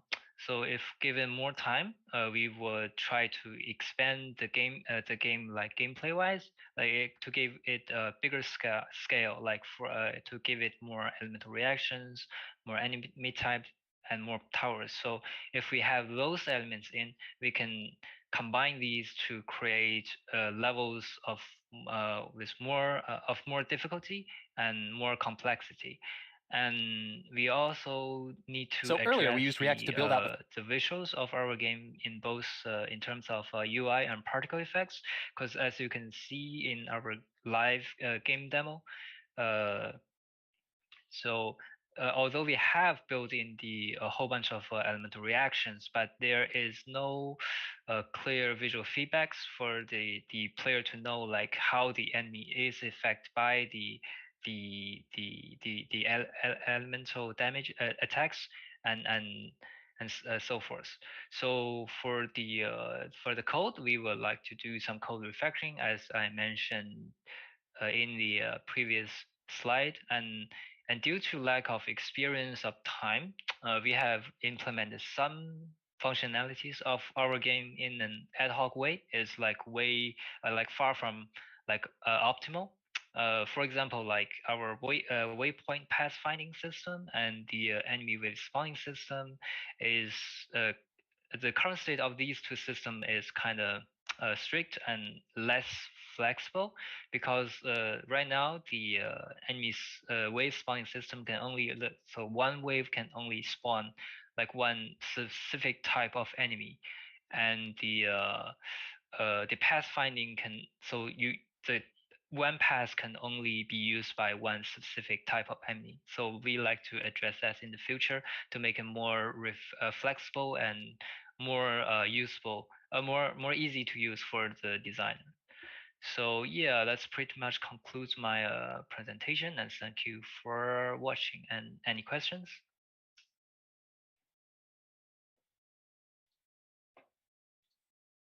Let me go back to the slide. Okay. All right. So thank you for that. That was interesting. Lots of changes again from the last time we saw your game at the checkpoint. Can you show us the video in larger kind of? Can you look at the? Can we see it larger? Because that video is kind of small, like on your screen. Is there a way of making it like? Well, no. I mean, like yes, like in kind of in full screen, so we can see it a little bit bigger than what we saw. Because then we can actually, you'd have to do it in by clicking on the YouTube link there. So if you click YouTube right there, the actual YouTube words down. Scroll down. Let's move your mouse down. Mouse down. Yeah, right on the YouTube. Click on YouTube. Yes, and then it's going to take you to YouTube. Okay. And now you can expand it and make it whatever you like. So, so what we can do is if you take, so it's much bigger, and this way I can see it a little bit better too.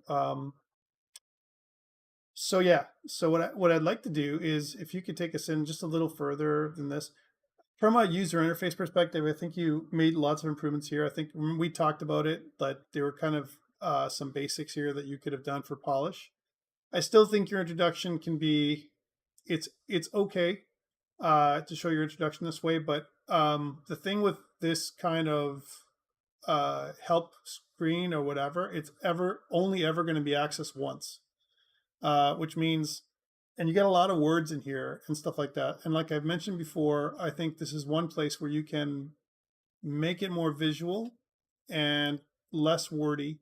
I think might be something that you can do from a polish perspective, just to take some of this away.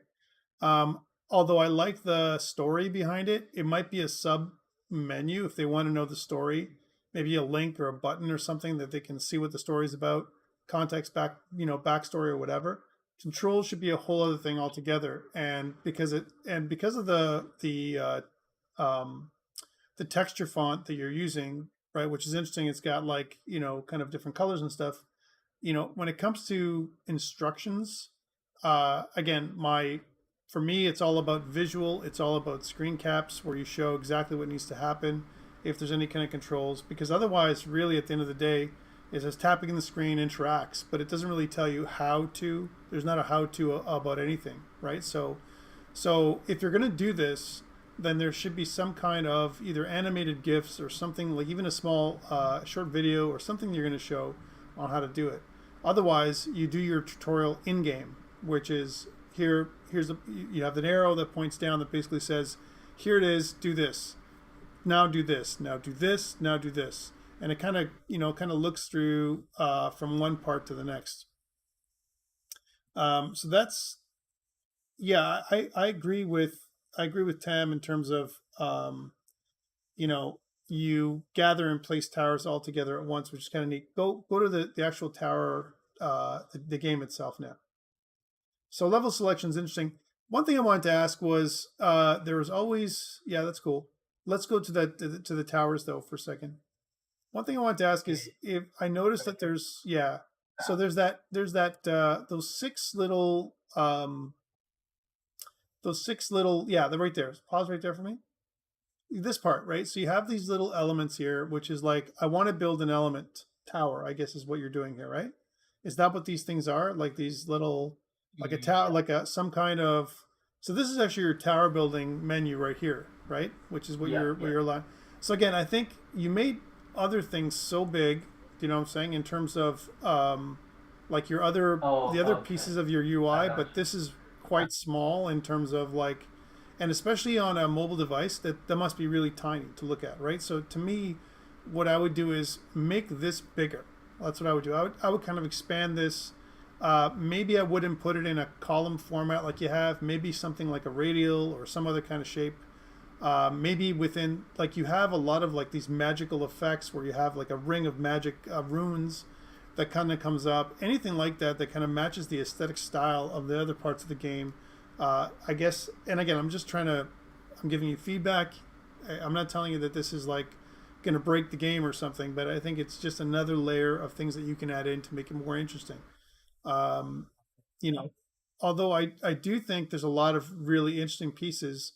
If you move forward to where you have your ogres come in, or your larger enemies.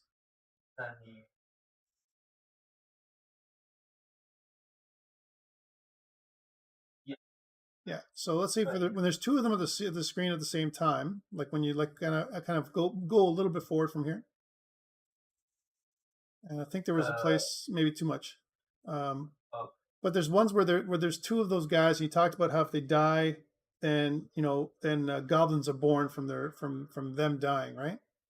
Which I think is right here as they come up. So you can see that sometimes what you get is you get a little bit of twinning happening, which is their animation states are the exact same all the time, right? And it doesn't really matter so much in a kind of a 3D game. It's hard to see that in a 3D game, although it can appear as well.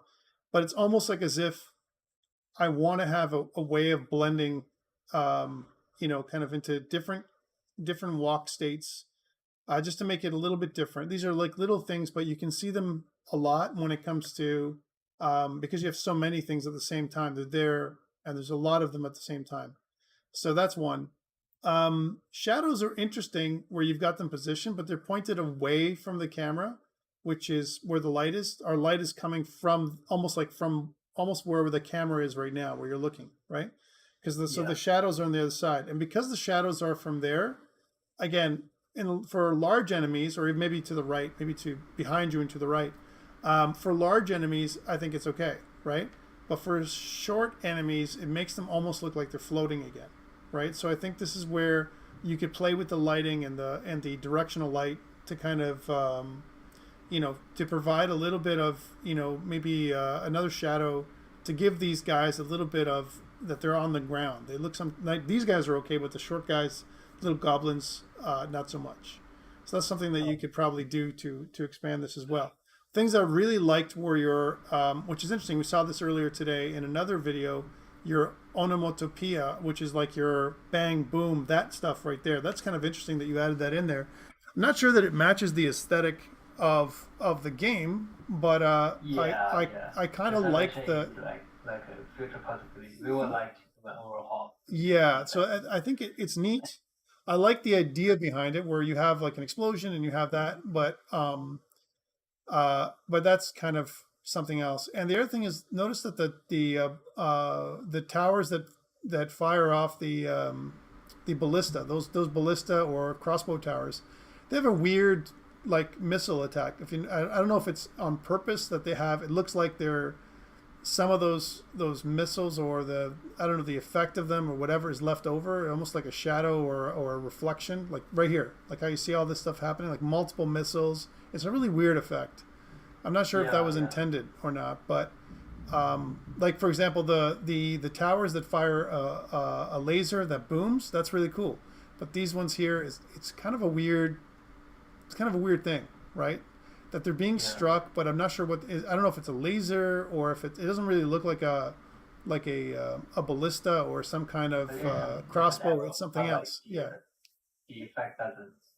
It doesn't match with it doesn't match with what you have, right? And then there's this level here. So this is the crazy level that I think Tam was talking about. This level.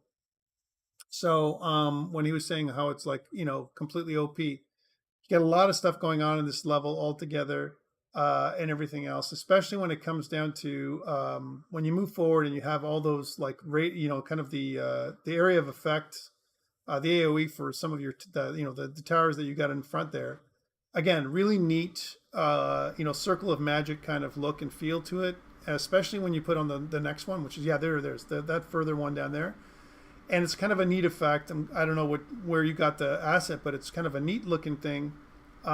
Again, really cool thing if you were going to combine something like this, like I talked about before, with your user interface for placing towers. That would be awesome. So almost like you're summoning the tower into being, as opposed to placing the tower. It's not about placing. It's almost like you're the wizard and you're placing the tower with magic. You know what I'm saying? That would be really cool, because it kind of matches this aesthetic. Exactly. Almost like a unified way of placing and having towers come into play. A different effect, obviously, but a very cool thing that people would love to do, just to see that effect.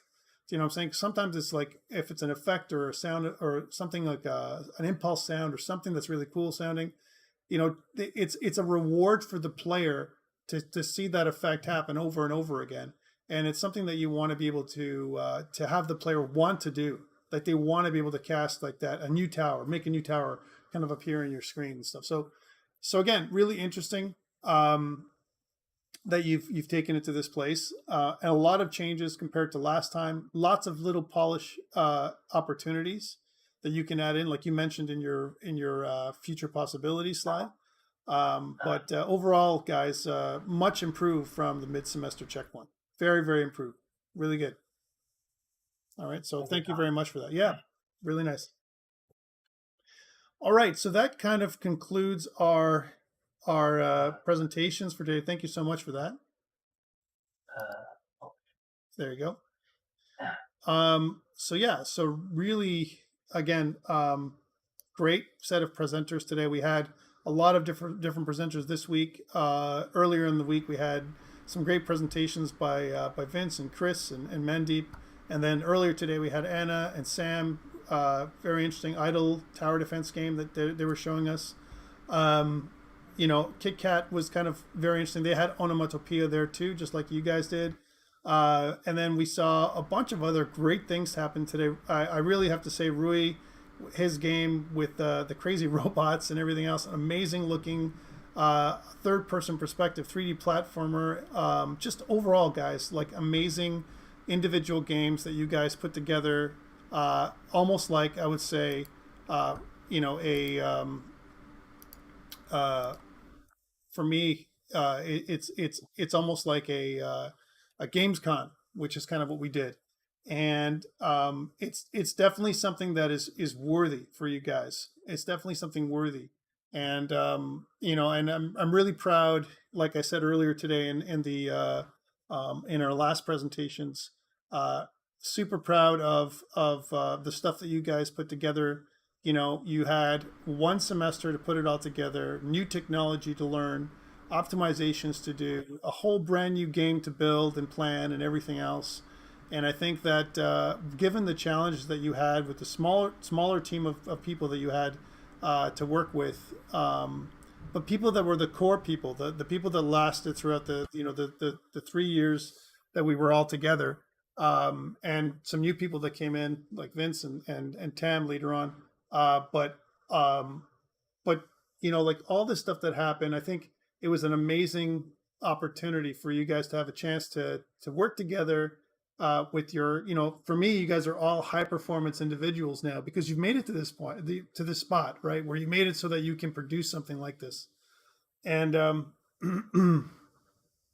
it's an amazing opportunity that you have to use this as a portfolio piece, right? Share this kind of stuff on anywhere you can, is what I said before, which is, share it on itch.io, share it wherever you can, make a WebGL version of the game if possible. And it's an opportunity for you guys to, to really get out there and for people to know who you are and see what you've done.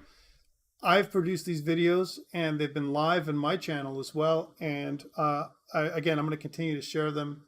I've shared them with Alex. He's given us feedback as well. He's really liking your games and stuff. He agrees with me on some of the stuff he's seen today when it comes to polish, and just a little bit of tweaking here and there can make your game go a long way, to completeness. For some of you, you're almost there. You can almost put it together on an app store like Google Play, or even convert it to iOS and put it on the Apple iOS, the App Store there. And it just requires some replacement of assets, because some of the assets are things that you've downloaded or whatever.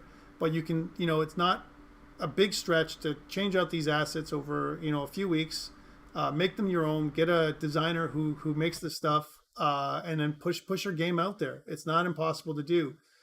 You're connected to a huge community of designers and developers at George Brown. And there's it's not impossible for you guys to find people to do those things for you. And all they might need is credits. They just want, to get a credit to say that they worked and published a 3D model for a game, your game, right? So it's not impossible for you guys to do that. So keep on connecting with people. Am I trying to convince you to do postgrad? No, I'm not doing that. I think there's a lot of options for you to go to from here. Some of you may want to go on to do a career, almost like a transfer credits to go to a university like Ontario Tech or someplace else. Some of you may want to go right into the industry or make your own little indie studio. And some of you are going to compete in different game jams and other kinds of things. There you go. It is postgrad. Other things like, for example, that UbiNext challenge that Tam competed in, just last month, which is pretty cool. So to me, I think there's plenty of opportunities out there. But the great thing that I always talked about, and I said this earlier today, and I'll say it to you guys, is let's keep connected. You never know how it's going to go. Connect with me on LinkedIn. Connect with people that are here on LinkedIn, and so on. You never know how, one person might need something.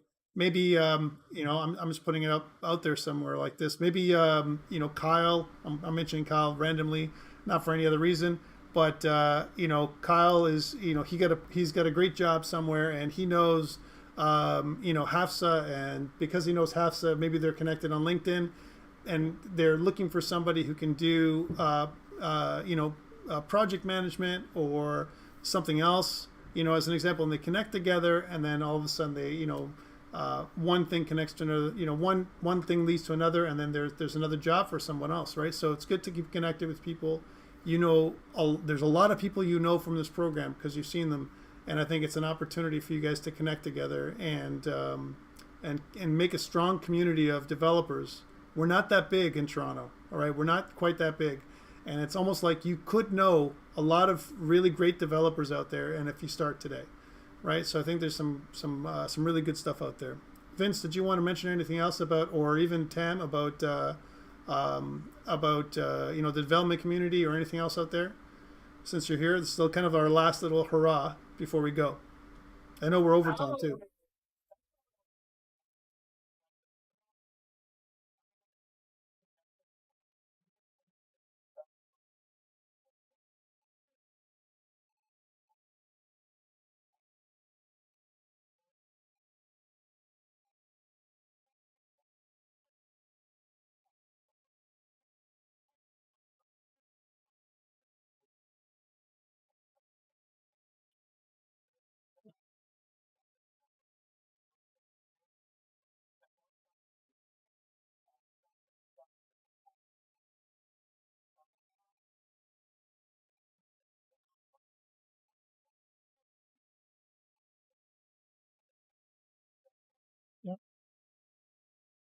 Yeah, example. All those things are great examples of things that you can do to connect and network, because networking is part of it. Getting your name out there, connecting with people. Again, our community here from a AAA gaming studio perspective is fairly small compared to Montreal. There's opportunities to work there and all over the world. So you've got the skills, at least to get yourself going, and there's opportunities out there. Next step is you going after them, right? And again, keeping connected with your friends here at George Brown.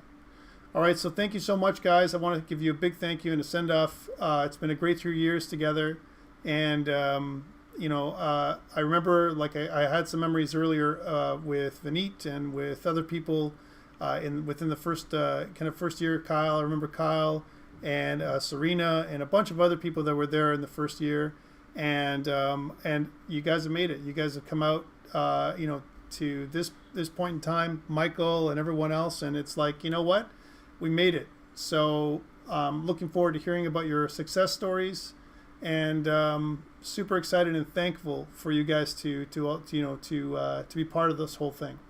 All right, so thank you so much, guys.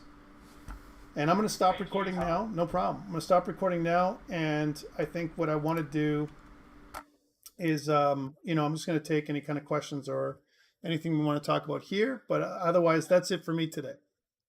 And that's it for me for I guess for the 3 years. But